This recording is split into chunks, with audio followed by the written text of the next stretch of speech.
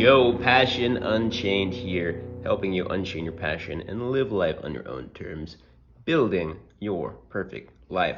Today I'm going to talk about the biggest time-saving hack. I am in a group of people like me wanting to build the life that they love, and one of the guys in the group told me how in a specific situation I was very decisive, and he liked that, and how that helped me save time and energy. And it gave me the idea for this video in the quickest and most effective time-saving hack. It's actually being decisive. What I mean is deciding what you're gonna do about a situation.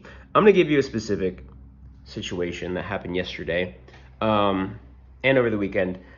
Over the weekend, there's this girl I met that was absolutely breathtaking, amazingly gorgeous, and she had an interesting life. She liked to travel a lot and had a lot of other things going for her.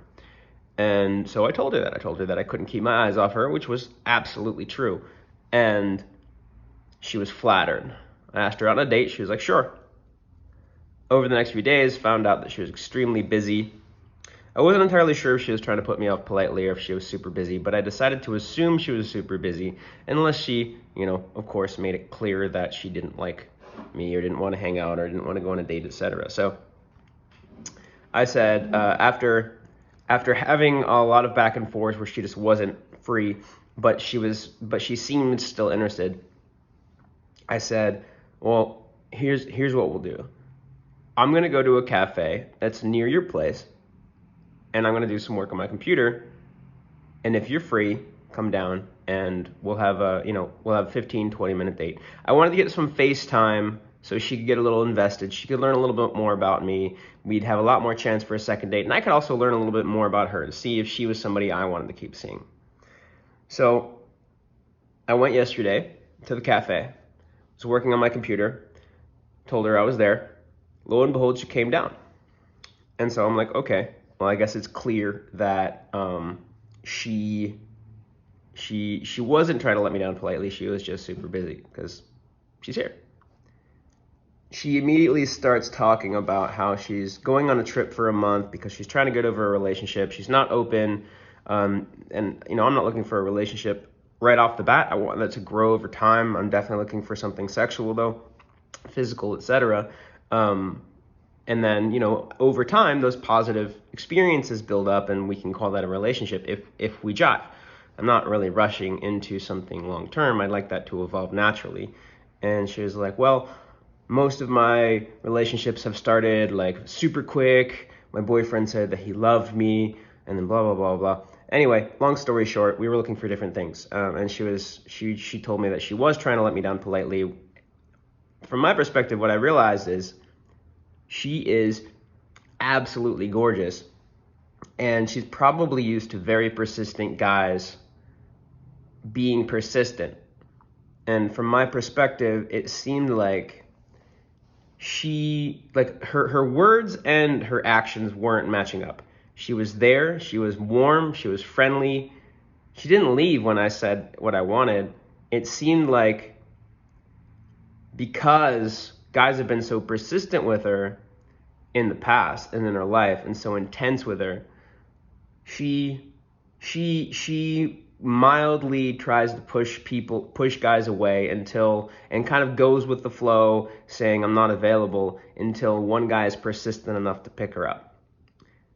That's what it seems like to me. Now, I might be reading too far into it. I don't think I am. I think I'm pretty accurate on that. And there's nothing wrong with that. It's just, it is a little immature, if I'm being honest, because, or at least it's not what I value, because what I value is words matching actions. I like to know that you're saying what you mean and meaning what you say. And it was clear, whether my explanation is the correct explanation or not, it was clear to me that her actions and her words were not matching up. So I could see that because of her actions, I could see that if I was persistent enough, or I at least judged, I might be wrong, but I judged that if I was persistent enough, we could be a thing. And here's where decisiveness comes in. I could have decided in that moment, you know what, she's worth it. I'm going to be persistent. I'm going to make this happen. She's saying she's not interested, but I can tell there's a little part of her that is curious about me. And if I was persistent enough, just like I was persistent to get this face meeting, to get this date, then I could get a second one and a third one and a fourth one and a fifth one, etc. And we could just be a thing over time. I know I could be that persistent if I decided to. Or I could decide she's not worth it, and I could decide to let this go now. So either one would have been fine. For me, I would like a relationship to start from a place of honesty and integrity, and I don't want to put time out there in hopes that she will be somebody different or that she will evolve. Now, likely she would over time, but then again, I don't really know that 100%. And I'm also risking my time and energy and effort because somebody else might be persistent at the same time that I am, and they might get there quicker. And actually, she was telling me that some guys that she was, not seeing, but like that she knew were being persistent with her. So it's like, okay, so now I'm in competition with them. It's like, it didn't really make any sense to me to put this time towards her. It would have been a valid decision, not for me, etc. That's fine. So I decided in that moment that I wasn't up for it, and I told her that, and we parted ways. So my being decisive in either direction, if I said, you know what, I'm down for the long haul, I'm going to be persistent, she's my dream girl, I'm going to make it happen, right? Then I would be saving my energy on other girls. I would probably still see other girls, but I wouldn't put as much effort in them because this would be like my project or whatever. But I would save time by being decisive and mental energy because I'd be clear about what I wanted and I'd be taking action towards it. Now, on the other hand, the other decision, which is the one I made, would be me saving time, putting effort into something I didn't really want to, right? I didn't really want to take the risk or the time or the energy to put effort into an unsure thing that may or may not pay off down the line, that already started out on a place of dishonesty where her actions weren't matching her words. So this, no matter which decision it was, it saved me time, as long as it was a decision with my whole being, not something that I said and then did the other thing. If I had 1 foot half in, 1 foot half out, I would be leaking mental energy. I'd be leaking focus. I would be leaking all of that. And it would have drained me of my energy and of my time and of my focus. And I would be completely distracted. And I wouldn't get other girls because I wouldn't be putting any effort into putting myself out there. And I wouldn't get her because I wouldn't be persistent enough. It just wouldn't make any sense. And this applies to everything in life. Like, for instance, I've been looking for a tech job for the past month or so. I have a really promising interview today. I'm super excited. I'm nervous, but also very excited. And I've been getting phone screenings. And I have a few scheduled, and I have a bunch of recruiters trying to get me jobs. It feels great.